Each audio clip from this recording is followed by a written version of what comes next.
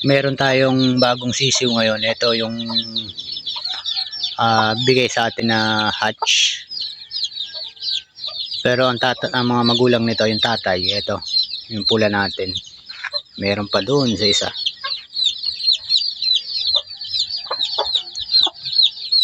Bale, alpas lang sila. Kaya hindi isa lang ang magulang. Hindi isa lang ang tatay. Yan o, dalawa yan. Bale, naganda na ako ng patuka. Dalawa, dahil dalawa yung inahin natin na may sisiw.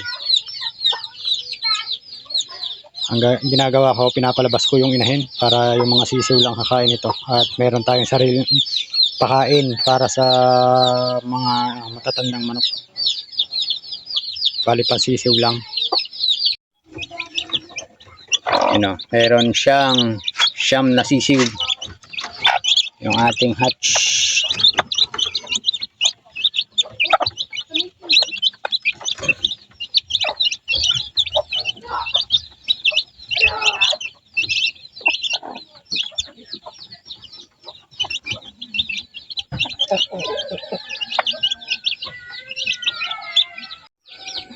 Naka-wet feeding muna tayo. Ina-alternate ko lang. Basa yung patoka. Etong inahin na to hindi masyado nagkakahig.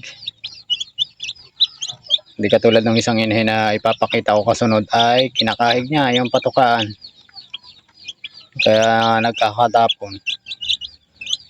Ito ganyan lang. Sanay na siya sa ganyan.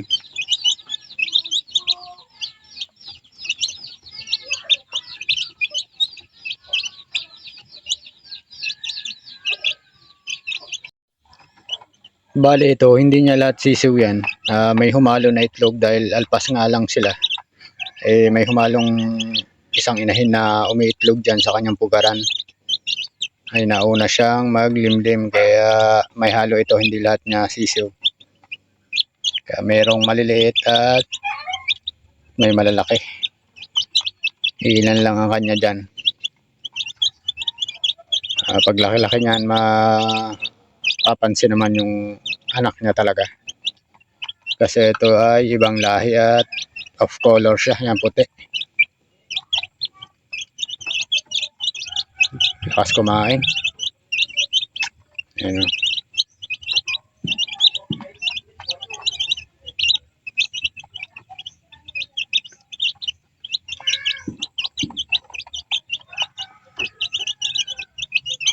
Papaubos ko lang, mamaya papainumin ko na yan. At papawalan ko na yung inahin. Pinapawalan ko pag umaga.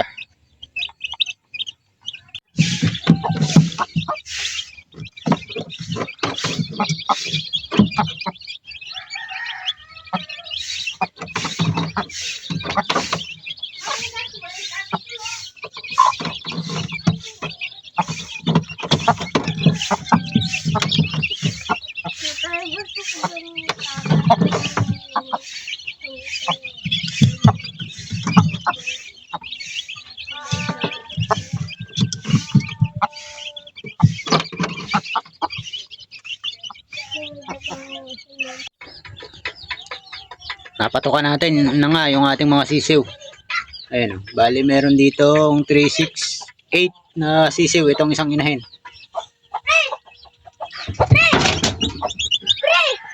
Ito yung inahin nila. Alpas na lang muna yan uli ngayong umaga.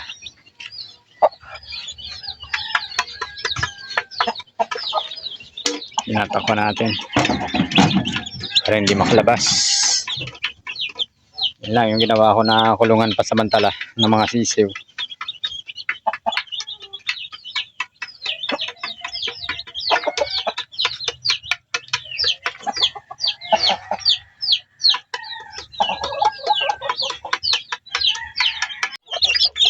Yan, ito naman sa kabila, papalpasan ko na rin yung inahin nila.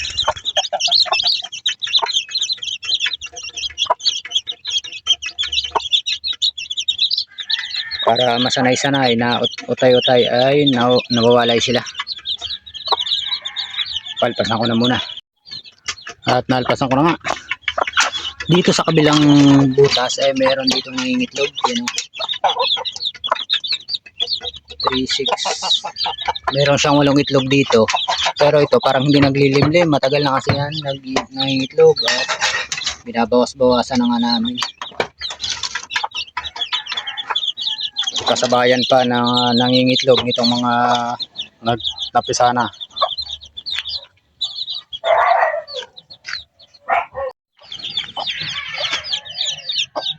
Ito na nga yung mga sisiw na galing dito sa rep. Binibilad-bilad ko muna sa arawan. Yan, para makapaaraw naman sila. Yung inahin nila, ang laking inahin. Yan. 7 mga sisiw. Meron din silang puti, 2. Yan, mga off color ang sisiw dahil nga ito ay may lahi na binabae. May pasok pa siya na binabae ang lahi nila. Tapos napasukan ng Parawakan. Yung Texas Parawakan, ng kapitbahay ang tatay ng mga to. Itong inahin na to. Kaya lumalabas yung mga off color sa kanila, mga puti. Pero ang tatay nito ay kulay pula.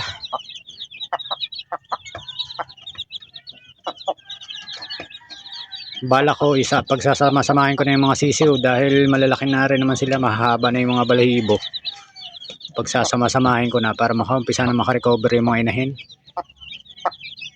Yan yung 7.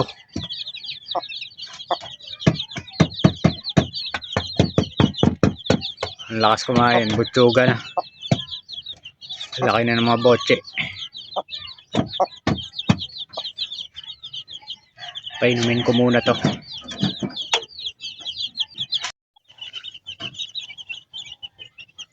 Yan, mamaya pagsasama-samahin ko na yan sila mamayang gabi. Itong ating 7.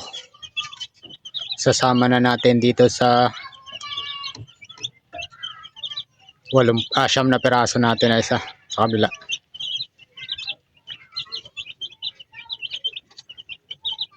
At silipin natin yung iba pa nating sisiw dito sa kabila.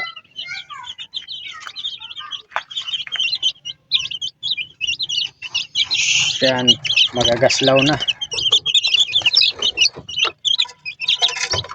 Bali 9 na mga sisiw. Ito yung sisiw ng ating puti. Yan. Pagsasamahin na natin yan mamaya. Dry feeding naman tayo ngayon. Pinag-alternate ko lang. Minsan dry, minsan wet feeding.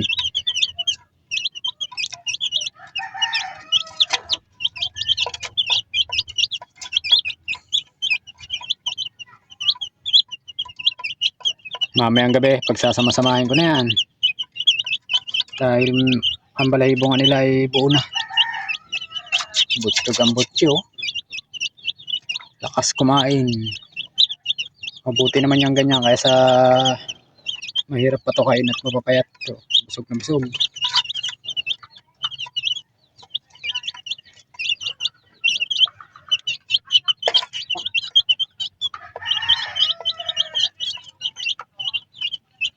Tabayan na natin yan, yung mga sisiw na to. Kung mapapalaki natin to.